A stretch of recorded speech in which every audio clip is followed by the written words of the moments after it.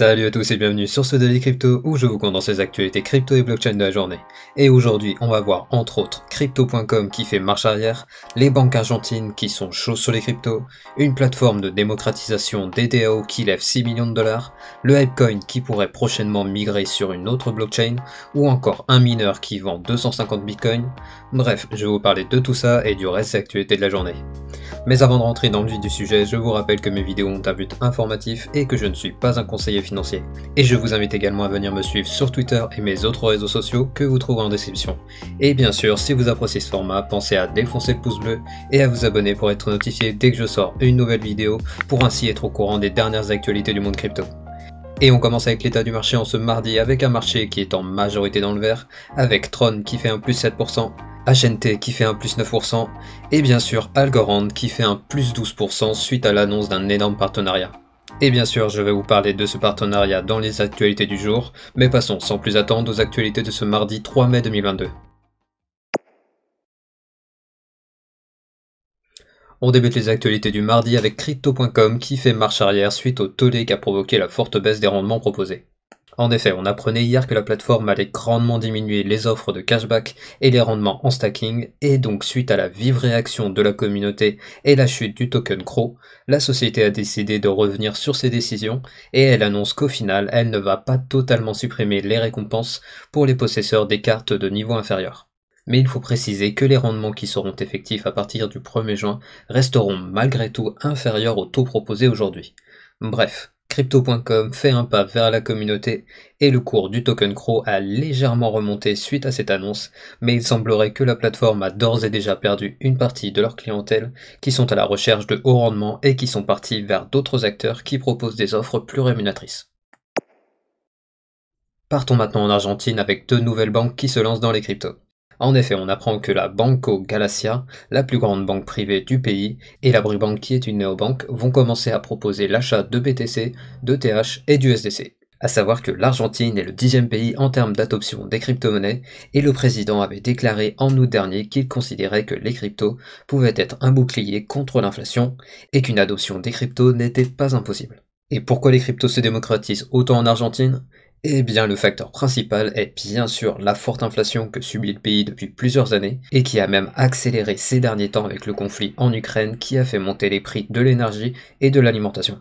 Bref, alors qu'aux USA et en Amérique latine, les banques se mettent de plus en plus à offrir des services crypto, pendant ce temps en Europe, nos banques sont beaucoup plus timides, mais il faut quand même souligner quelques avancées récentes, comme par exemple la Commerzbank en Allemagne et Dolubac NC en France, qui vont commencer à proposer des services crypto. Et cette différence de traitement s'explique d'une part par des taux d'inflation qui ne sont pas les mêmes, et également la différence de l'approche de la régulation dans chacun des pays.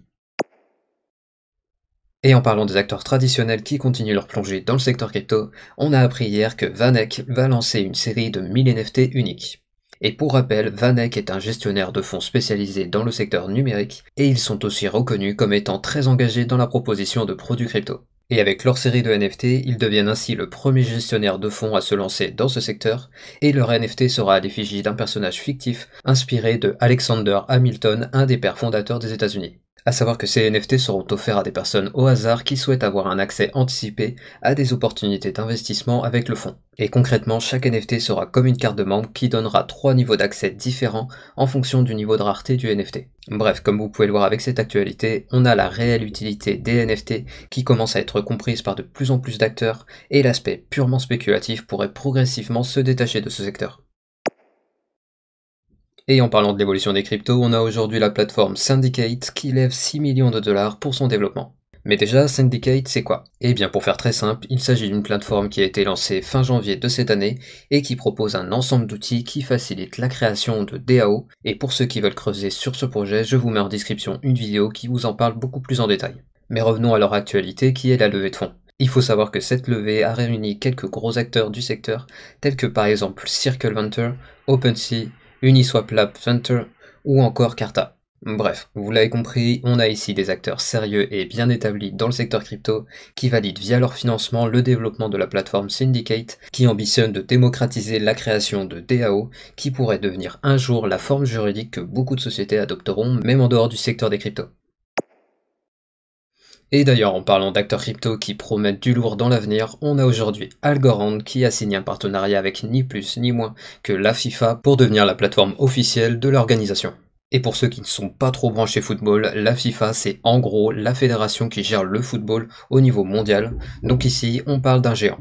Et donc Algorand, qui est, je vous le rappelle, une crypto d'infrastructure au même titre que Ethereum, va devenir le partenaire officiel de la FIFA durant la Coupe du Monde masculine de 2022, ainsi que durant la Coupe du Monde féminine de 2023. Et concrètement, le partenariat va permettre à Algorand d'accompagner la FIFA dans le développement de ses stratégies numériques, et en retour, la fédération va lancer une campagne publicitaire qui soutiendra le réseau Algorand. Et bien sûr, le cours du token a immédiatement décollé suite à ces annonces, car comme je vous le disais en début de vidéo, le token est sur un plus 12% rien que sur cette journée. Et pour finir, je vous rappelle que Algorand a déjà un autre partenariat d'envergure, car ils ont déjà été choisis par le Salvador pour le développement de leurs infrastructures blockchain nationales. On continue sur les gros projets avec maintenant le Apecoin qui pourrait bientôt faire ses valises et quitter la blockchain Ethereum. En effet, suite aux événements de ce week-end qui a vu la congestion du réseau Ethereum à cause de la mise en vente de terrain de leur futur métaverse nommé Otherside, la société Luga Labs s'est excusée d'avoir, je cite, éteint les lumières sur Ethereum. Et ils ont également ajouté que la deuxième plus grosse crypto du marché avait franchement besoin d'une mise à l'échelle pour répondre à la demande, et ils ont demandé à leur DAO de travailler activement à la migration du projet vers une autre blockchain. Et finalement ils ont déclaré qu'ils vont essayer de rembourser les frais de gaz qui ont été dépensés durant la période d'engorgement, ce qui devrait leur coûter un bras s'ils le faisaient vraiment. Bref, vous l'avez compris, si le réseau Ethereum ne passe pas prochainement à l'ETH 2.0, il pourrait bien voir de plus en plus de gros projets qui migreront vers d'autres blockchains, et cela profitera grandement à la concurrence. Et en parlant de grosses sommes, on apprend aujourd'hui que la société Riot Blockchain a revendu la moitié de ses bitcoins minés en avril pour financer son élargissement. A savoir que Riot Blockchain est l'un des plus gros mineurs de Bitcoin cotés en bourse au monde, et ils ambitionnent de devenir encore plus gros avec la revente de 250 Bitcoins qui représentent 10 millions de dollars au moment de la vente. Mais je précise que ces 250 Bitcoins ne représentent qu'une fraction de leurs avoirs, car ils ont en réserve environ 6000 Bitcoins. Et donc le but de cette levée de fonds serait l'implantation de nouvelles infrastructures de minage sur le territoire américain. Bref, vous l'avez compris, l'industrie du minage aux États-Unis continue de se développer et il ne semble pas prêt de s'arrêter. Et on reste aux USA avec la SEC qui suit le secteur crypto et prévoit également des agrandissements. En effet, on apprend aujourd'hui que la Security Exchange Commission, qui est, je vous le rappelle, l'organisme de contrôle des marchés financiers aux USA, va renommer son unité de surveillance des cryptos et elle va également embaucher 20 nouveaux enquêteurs. Et le nouveau nom de l'unité sera Crypto Asset and Cyber Unit, et elle sera donc composée désormais de 50 enquêteurs qui auront pour mission de superviser l'ensemble de l'écosystème et ainsi traquer les fraudes en lien avec le secteur crypto. Ce qui veut dire que avant ça, il y avait seulement 30 personnes à la SEC qui étaient en charge de surveiller les cryptos aux USA, ce qui veut donc finalement dire qu'il y a dû y avoir quelques burn-out ces dernières années dans leur service. Et on finit les actualités du mardi avec le flash du jour. Tout d'abord, on a Dfinity, l'organisation derrière la crypto ICP, qui poursuit en justice l'entreprise Meta pour la reproduction de leur logo. Mais je vous rappelle qu'ils utilisent tous les deux le logo de l'infini, et il y a donc peu de chances que cette poursuite aboutisse sur une condamnation de Meta. Ensuite, on a la plateforme d'échange OKEx qui vient de signer un partenariat avec l'écurie de F1 McLaren pour devenir leur plus gros sponsor.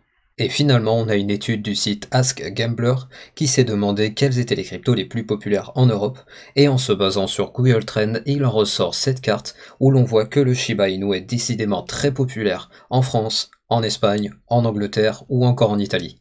Et je vous mets le lien de l'article en description pour ceux qui veulent en savoir plus sur cette étude. Ainsi se finit le Daily Crypto du mardi. Je vous rappelle que je publie ces vidéos du lundi au samedi et les récaps crypto tous les dimanches. Et je vous invite à venir me suivre sur Twitter et mes autres réseaux sociaux que vous trouverez en description. N'hésitez pas à venir me dire dans la section des commentaires s'il y a des actualités dont je n'ai pas parlé et que vous aimeriez remonter à la communauté. Et comme d'habitude, pensez au like pour le référencement de la vidéo et à l'abonnement pour être notifié dès que je sors une nouvelle vidéo. Et je vous dis à demain pour un nouveau Daily Crypto.